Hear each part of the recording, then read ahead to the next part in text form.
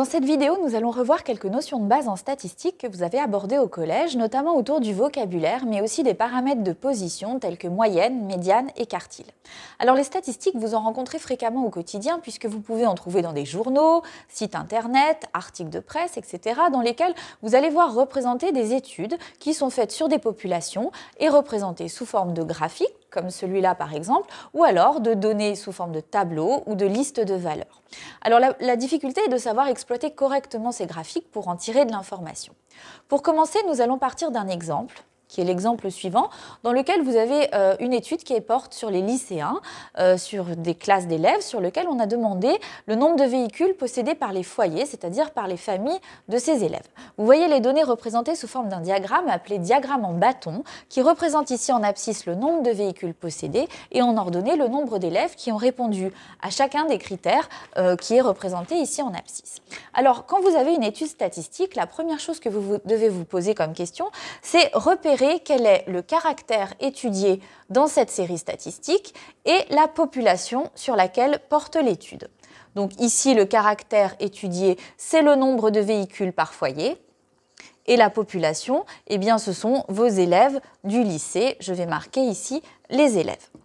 La population sera toujours représentée dans votre graphique diagramme en bâton sur l'axe des ordonnées, le caractère étudié sur l'axe des abscisses. Alors, on donne aussi un autre nom à ce qu'on représente ici sur l'axe des ordonnées, c'est l'effectif ou les effectifs associés à cette série statistique. Alors, les effectifs correspondent à la hauteur des bâtons. Prenons un exemple. Ici, vous avez le nombre de véhicules qui est de 2 et un bâton qui montre jusqu'à une ordonnée de 8. Eh bien, on peut interpréter cela comme le fait que 8 élèves possèdent 2 véhicules dans leur foyer. 8, évidemment, parmi le total des élèves qui a été interrogé. Pour une meilleure lecture de ces graphiques statistiques, je vous conseille vivement de représenter vos données sous forme de tableau. La lecture en sera plus linéaire et plus simple à faire. Alors l'idée, c'est de représenter la série qui est graphiquement donnée ici sous forme d'un tableau dans lequel vous allez placer en première ligne le caractère étudié. Donc la donnée qu'on retrouve ici, on la retrouve là dans notre tableau. Et en deuxième ligne, les effectifs, c'est-à-dire la population ou le nombre de personnes de cette population qui ont répondu à chacune des valeurs du caractère. Cet effectif, c'est la valeur que vous lisez en ordonnée. Alors, les valeurs du caractère représentées sur le graphique sont de 0, 1, 2, 3 et 4 ici, c'est-à-dire que les foyers possèdent entre 0 et 4 véhicules. Et puis pour les effectifs, il s'agit de lire la hauteur des bâtons. Donc vous avez ici 4 élèves qui possèdent 0 véhicule. Ensuite, vous avez 14 élèves qui en possèdent 1, puis 8 élèves qui en possèdent 2, 4 élèves qui en possèdent 3 et ensuite 2 élèves qui en possèdent 4. Voilà. Donc ici, vous avez votre tableau qui représente votre graphique. Alors une dernière chose à faire avant de commencer à étudier plus en profondeur cette série, c'est de regarder ce qu'on appelle l'effectif total de la série, c'est-à-dire le nombre de personnes sur lequel porte l'étude. Pour trouver l'effectif total, c'est très simple. Si votre tableau est donné si vos données sont données sous forme de tableau, eh bien, il suffit d'ajouter tous les effectifs. Vous allez trouver ici la somme de vos effectifs qui fait 32. Et puis, si vous n'avez pas représenté la série sous forme de tableau, mais que vous disposez de votre diagramme, eh bien, ajoutez tout simplement la hauteur de vos bâtons pour connaître votre effectif total. Une fois que vous avez ces données, vous allez pouvoir exploiter votre série par des calculs de paramètres comme moyenne, médiane et quartile. Premier paramètre statistique important pour cette série, la moyenne. Alors, le calcul de la moyenne, quand la série est donnée sous forme de tableau, est assez simple. Il suffit de connaître sa formule de calcul de moyenne pondérée. Qu'est-ce qu'une moyenne pondérée? Eh bien, c'est une moyenne que nous allons calculer à partir de données pour lesquelles chaque valeur du caractère est affectée d'un effectif qui est différent d'une valeur à l'autre. Donc, pour faire le calcul de cette moyenne que je vais noter x bar, eh bien, il suffit de venir tenir compte que chacune des valeurs du caractère, par exemple 0 ici, est affectée d'un coefficient 4, d'un effectif de 4, et puis vous allez faire ce calcul-là pour chacune des valeurs de votre série. Donc nous aurons 1 fois 14, plus 2 fois 8, plus 3 fois 4, plus 4 fois 2, divisé évidemment par l'effectif total qui est de 32 ici. Cela vous donnera pour ce calcul une moyenne de 1,5625. Alors après, il faut faire attention à l'interprétation de la moyenne dans le cadre d'un exercice comme ça. On obtient ici le nombre moyen de véhicules par foyer. Donc on va dire qu'il y a 1,6 environ véhicules par foyer. Cela donne du sens du fait qu'il faut comprendre que ça veut dire qu'on en a un peu plus de 1, mais un peu moins de 2 en moyenne par foyer. D'accord? Donc toujours conclure vos études statistiques par une petite phrase d'interprétation de vos paramètres. Ici, il y a entre 1 et 2 véhicules en moyenne par foyer. Deuxième paramètre statistique important, la médiane de la série. Alors qu'est-ce que la médiane? Eh bien la médiane de la série, c'est la valeur centrale. C'est-à-dire que c'est la valeur du caractère tel qu'au moins 50% de l'effectif est une valeur de caractère inférieure ou égale à cette donnée et 50% de l'effectif une valeur supérieure ou égale. Autrement dit, imaginez que vous alignez vos 32 élèves à qui vous demandiez chacun leur tour le nombre de véhicules possédés par foyer et que vous ordonniez ces élèves de ceux qui en possèdent le moins à celui qui en possède le plus. Eh bien, la médiane, ce serait l'endroit où vous coupez votre série en deux sous-séries de même effectif, et la valeur centrale, c'est-à-dire l'élève qui est au centre de cette série, le nombre de véhicules possédés par son foyer, représente la médiane de cette série. Alors concrètement, quand on doit le faire, et notamment si on doit le faire, ce calcul sur de gros effectifs, on ne peut pas étaler toutes les valeurs de la série pour trouver la valeur centrale.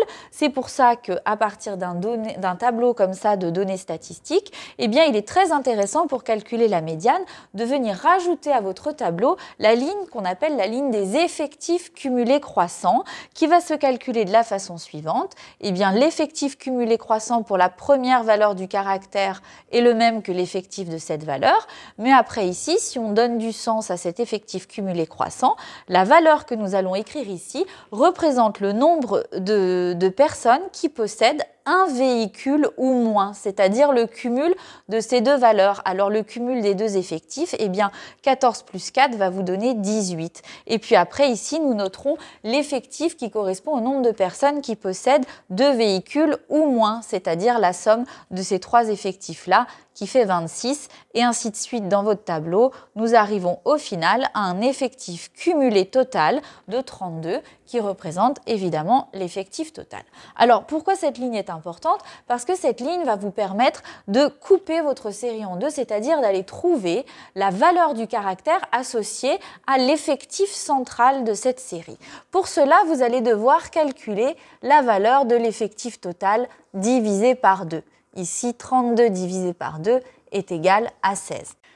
Alors, qu'est-ce que ça signifie? Eh bien, ça signifie que si vous coupiez votre série en deux, vous auriez deux sous-groupes de 16 personnes et donc pas une valeur centrale dans votre série, mais une valeur qui se partage entre la 16e et la 17e personne, ces deux individus représentant donc les deux valeurs centrales de votre série. Donc, dans notre tableau, nous allons aller chercher à identifier la 16e valeur de la série et la 17e valeur de la série quand ces valeurs sont rangées dans l'ordre croissant. Et bien, pour cela, vous allez parcourir la ligne de vos effectifs cumulés croissants de sorte à atteindre la 16e et la 17e valeur de la série. Et vous voyez que cette 16e et cette 17e valeur sont atteintes à ce moment-là. C'est-à-dire qu'en gros, si vous aviez aligné tous vos élèves, eh bien, les 4 premiers élèves interrogés possédaient moins 0 véhicule, et puis les suivants, du 5e au 18e élève, ils possèdent un véhicule. Ce qui signifie que le 16e et le 17e élève, qui sont les deux qui nous intéressent pour notre médiane, eh bien, possèdent tous les deux un véhicule. Alors, quand on a trouvé un effectif total ici qui est pair, eh bien, on va préciser que la médiane se situe entre... Alors, je mets...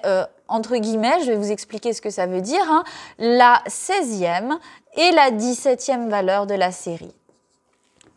Quand l'effectif est impair, c'est différent. Si vous tombez sur un effectif impair ici, un effectif total impair, eh bien, par exemple, si on avait un effectif total de 33, 33 divisé par 2 nous donnerait 16,5. Et à ce moment-là, on prendrait pour médiane de notre série la 17e valeur de la série, ce serait la valeur centrale.